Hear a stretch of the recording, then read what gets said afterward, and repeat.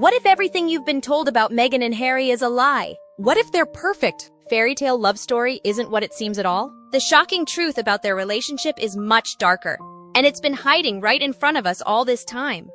For years, we've been fed a narrative of two people battling against the odds, fighting for their love, their privacy, and their truth. But what if I told you that there's more to this story than just the headlines? What if, behind the smiles and the Instagram photos, there's a secret war unfolding? A war not just for control of their image, but for something much more dangerous, the truth.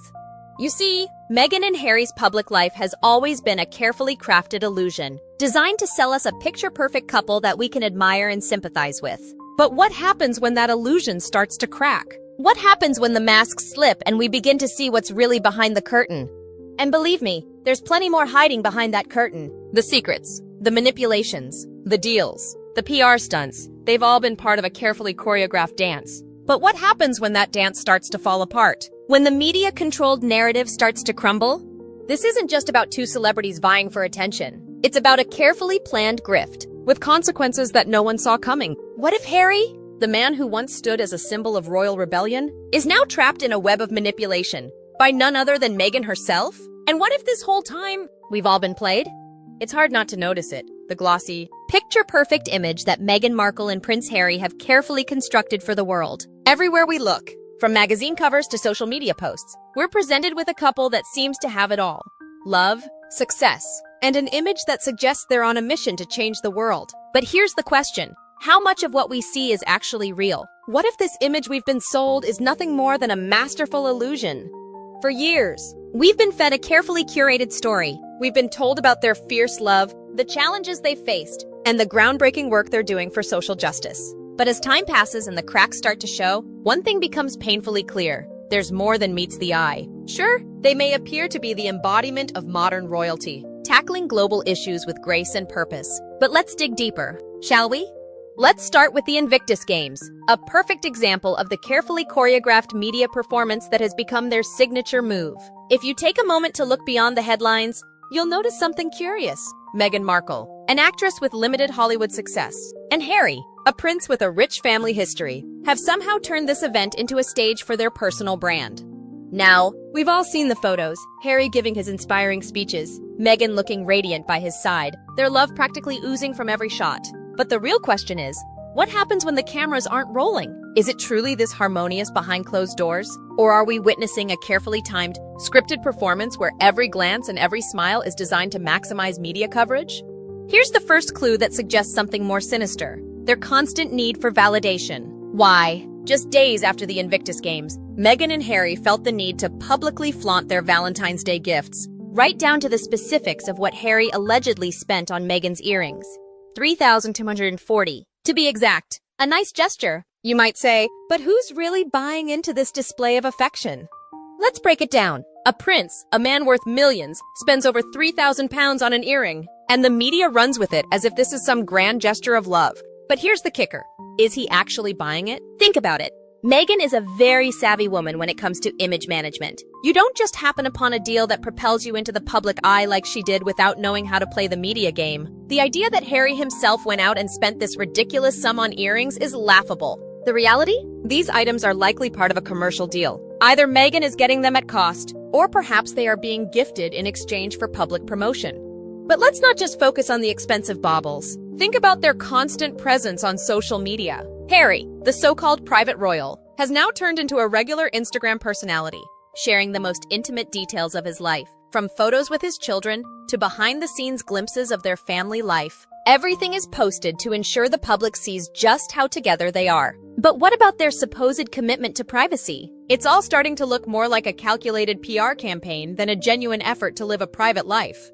Consider this, Meghan Markle. Despite her claims of wanting privacy and distancing herself from the royal family's media circus, has done nothing but thrust herself into the limelight at every possible opportunity. Let's be honest, this woman thrives on attention. It's almost as if she believes that the more the public sees her, the more she can control the narrative. After all, how else can a woman with limited acting experience make herself a household name? She uses every available platform, from Instagram posts to exclusive interviews with high-profile magazines, to keep her face and her brand front and center.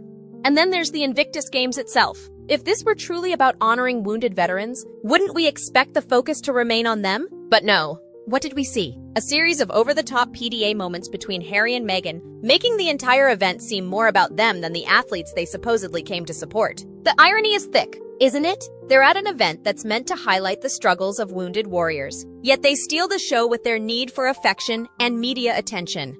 And here's where it gets even more interesting. Meghan's departure from the event was portrayed as a heartfelt decision. She had to leave, didn't she? She had family matters to attend to. But was it truly family that drove her away? Or was it something far less altruistic? The fact that she's always the center of attention, whether it's with her flashy outfits, her staged Instagram photos, or her predictable public appearances, begins to suggest something far more self-serving. Could it be that this grand exit was a part of another plan to boost their brand and garner sympathy? Let's be real, every move they make is for the media and for money. But wait, there's more. What about the perfect image they project as a couple? Does it not strike you as odd that a couple, constantly under public scrutiny, would go so far as to brag about their love with every opportunity they get? From the over-the-top Valentine's Day gesture to their continual leaks of personal details to the press, it's clear that every move they make is about crafting a narrative. The question remains, who are they really trying to convince? Us? Or themselves? Now, before we dive into the next part of this exposé, let's pause for a second. Think about the power of these media images. Why are we so quick to buy into the illusion they've created? Is it because we want to believe in love and fairy tales? Or is it because we've become so used to seeing celebrities live out their personal dramas for our entertainment that we no longer question their motives? But before we continue, I want to hear from you. Do you still buy into their love story? Or are you starting to see the cracks? Let me know in the comments below, because this story is far from over. And I promise, you won't want to miss what's coming next. By now, we've all been presented with the picture-perfect couple. Meghan and Harry, the royal renegades, the reformers, the lovers fighting for privacy, while simultaneously living out their royal existence under the watchful eyes of the media. It's all so carefully curated, so perfectly timed. But as we peel back the layers, we begin to uncover something that no one is talking about. Sure, the headlines tell us about their latest PR campaign, their humanitarian efforts, their perfect love. But what aren't they telling us? We've been led to believe that their departure from the royal family was a brave decision to live life on their terms. But what if I told you that the reality is far more complicated and a lot more self-serving? Let's explore the unspoken truths, the details left unsaid, and the contradictions the media has worked so hard to gloss over. Let's start with the biggest hypocrisy of them all, Harry and Meghan's so-called commitment to privacy. It's hard to escape their message of wanting to live a life away from the spotlight, isn't it? Yet, if you look closely, you'll see something else entirely. How many times have we heard Meghan preach about the importance of privacy? Yet, in every move they make, they push themselves right back into the public eye. Consider their private life in the U.S., where every moment seems to be photographed, filmed, or leaked to the media. How often do we see them on Instagram or in exclusive magazine interviews, posing in front of cameras, talking about their children, their marriage, their struggles? It's almost as if they're allergic to privacy, constantly finding ways to put themselves at the center of public attention. But let's ask the tough questions. If they truly wanted privacy, why would they continue to seek out the spotlight at every turn? Is it possible that their desire for privacy isn't about retreating from the media, but rather controlling the narrative they want the world to believe? Another story that's become part of the royal mythos is their departure from the royal family. The narrative we've been given is that Harry and Meghan were forced out by the royal establishment, and they chose to walk away for the sake of their family and future. But what if this story doesn't tell the full truth? If we take a moment to examine the facts, there's something incredibly suspect about their exit. For one, it wasn't just about stepping away from royal duties. It was about securing a platform for their brand. The Sussexes, after all, didn't just leave the UK and retreat into private life. They launched a brand. Their Netflix deal, their Spotify podcast, their collaborations with major brands. They didn't leave the monarchy to escape the media. They left to build their own empire. Their new life is not one of simplicity, but one centered around luxury, exclusive deals, and an ever-growing PR machine. Here's the catch. If they truly wanted to step away from royal life, why continue to tie their brand so closely to the royal family? Why keep dropping their royal titles? Using them for maximum media coverage? It doesn't seem like the actions of people who truly want to escape the public eye. Now, let's talk about the media game they've been playing. You can't talk about Meghan and Harry without acknowledging the media circus that follows them. The Sussexes have made a career out of manipulating the press, playing on public sympathy, and creating headlines designed to keep them at the forefront of the conversation. But it's not just about headlines, it's about controlling the message. Consider how every single move is perfectly timed with a media release or a photo op. When Harry speaks out about his mental health, when Meghan talks about her struggles with the press, or when they post heartfelt Instagram messages, it's not just them sharing their stories. It's a calculated move to create a public image that portrays them as misunderstood, fighting for what's right. But who benefits from this constant narrative of victimhood and heroism? Who's pulling the strings? Is it possible that their personal narratives are being manipulated by a team of PR professionals who know exactly how to craft a story that will garner sympathy, attention, and, ultimately, profit? Speaking of profit, let's look at the driving force behind their actions: money. While they claim to be living a life of purpose and fighting for causes greater than themselves, let's not forget that they are also making millions in the process. The Netflix deal, the book deals, the speaking engagements, it's all designed to keep their brand alive and well. But let's not kid ourselves here. This isn't just about making a living. It's about keeping their name in the press, building a legacy, and turning their royal status into a multi-million-dollar empire. How many times have we seen them tout their humble beginnings while simultaneously living in mansions, flying private jets, and making deals that involve some of the world's richest companies? And let's not forget about the way they leverage their children for media attention. From the candid family photos to their constant updates on Archie and Lilibet's milestones, it's clear that their children are now part of their media strategy. Is this really about privacy and protection? Or is it about crafting a perfect family image that the public can buy into? Let's face it, Meghan Markle has made a career out of crafting an image that appeals to the public. From her days as an actress on Suits to her current role as a royal-turned-activist, she's worked tirelessly to create a persona that blends the right mix of vulnerability, strength, and relatability. But how much of this is genuine? And how much of it is a performance? Take a look at Meghan's past. A woman who once described her family as distant now constantly drops quotes from her father and turns his sayings into personal anecdotes. But remember, her father, Thomas Markle, has been publicly shunned by Meghan herself. Why? Because he wasn't the right image for her carefully curated brand. And now, Meghan is using his words, that Freckles quote, once a deeply personal family saying, without a second thought for how it might affect him. Isn't this the perfect example of a woman who's willing to use anything for her public persona, even if it means trampling over the people who once cared for her? We've covered a lot of ground, but let's zoom out for a moment. The Sussexes' departure from the royal family wasn't just a simple decision, it was a strategic exit, one that set the stage for their next move. And while the media would have you believe this was an emotional decision for the sake of their family, the reality is far more cynical. Consider this: Meghan and Harry no longer need the royal family. Their titles, their legacy, their connection to the monarchy are simply tools they use to further their own agenda. The royal family gave them a platform, and now they're using that platform to build their empire. The real question is, who benefits from this arrangement? And more importantly, what happens when they've milked all the value from the royal connection? There's one final, explosive detail I'll leave you with before we move to the next part of the story. What if the public version of events, the narrative we've been told by the Sussexes, isn't just a lie? What if it's a carefully constructed smokescreen designed to distract us from something far bigger at play? By now, we've peeled back the surface layer of Meghan and Harry's life and begun to notice cracks in their public image. But what's truly lurking beneath? Is there more to their departure from the royal family than we've been led to believe? Let's delve deeper into the hidden agenda behind their decisions, their relationship, and their brand because, my friends, the reality is darker than any fairy tale they've sold us. We've seen the glossy images: Meghan, glowing and radiant; Harry, the dutiful husband by her side, a couple on a mission to change the world. But what if I told you that the story we've been spoon-fed is far from the truth? What if their so-called escape from the royal family was never really about seeking freedom or privacy, but about cashing in on a royal brand and building an empire based on selling a lie? At first glance, their decision to step away from the royal family might seem like an act of bravery. After all, who wouldn't admire Harry for choosing to prioritize his family over royal duties? But take a step back and think.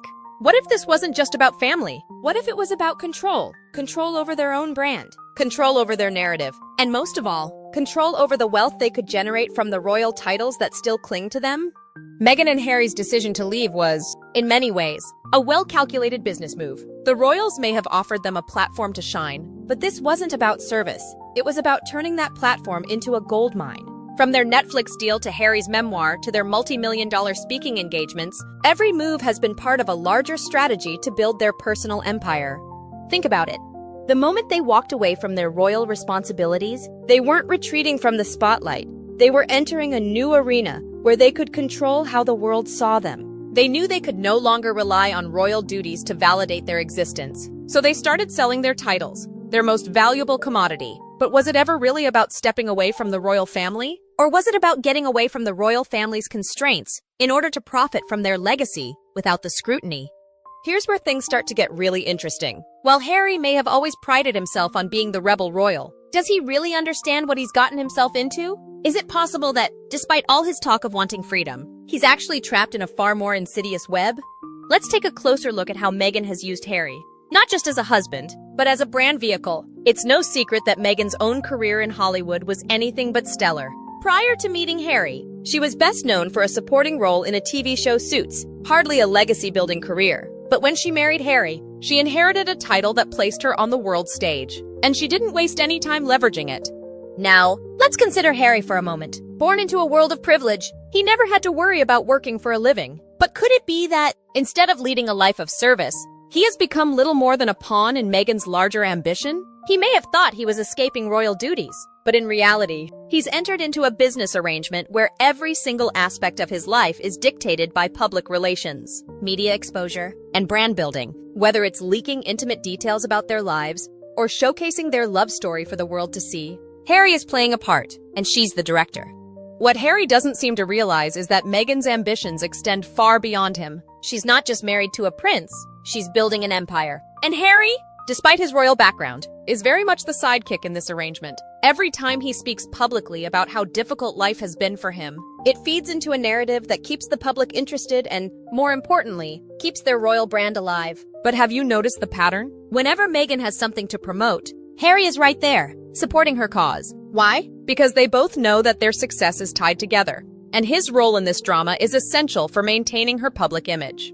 Let's talk about the money, shall we? Because, at the end of the day, that's what this is all about. Harry and Meghan are no longer working royals, but their wealth has only grown since their departure. Let's be clear, the public wasn't just watching Harry and Meghan leave the royal fold, they were watching them launch a business, a grift of sorts, built on the very legacy they walked away from. From the moment they signed their $100 million Netflix deal, the game was on, but here's the kicker. What exactly are they offering Netflix? Do they have groundbreaking documentaries? An impressive acting career? A history of making critically acclaimed shows? No! What they have is their connection to the royal family. That's the hook. The deal wasn't based on what they could create, it was based on what they could sell. But it doesn't stop there. Meghan's lifestyle, the luxury brands she wears, the glamorous vacations they take, are these the actions of a couple trying to escape the royal family's constraints? Or are they simply indulging in the very excesses that made their life as royals so criticized in the first place? They preach about standing for the environment, yet their lavish lifestyle, private jets, multiple homes, and extravagant spending seems incongruous with those values, doesn't it? If we look at the numbers, things start to paint a very different picture. Their wealth isn't just derived from book deals or Netflix contracts. It's coming from everywhere. Harry's memoir, which was reportedly worth millions, wasn't about telling his life story or seeking emotional release. It was about selling the story of a prince who had it all and lost it all. Every scandal, every revelation, feeds into their brand, keeps them relevant, and fuels the financial engine that drives their lifestyle. Now, let's talk about the children. Archie and Lilibet, their precious little ones, have become part of the Sussex's media machine. Every photo op, every social media post, every milestone shared with the public. These moments aren't just for the family. They're products, carefully crafted and marketed to the public. What's fascinating is how Meghan and Harry have turned their children into their ultimate brand assets. Archie's birthday party is covered in the media. Lilibet's first birthday pictures are leaked to the press. And before you know it, they're raking in the views, likes, and cash that come with the Sussex name. Is this really about protecting their children's privacy and well-being? Or is it about profiting off their royal legacy? Let's face it, the children aren't just growing up in a wealthy family. They're growing up in the center of a marketing operation. Every aspect of their lives will be meticulously curated, shared, and sold to the highest bidder. The question is, when does this stop?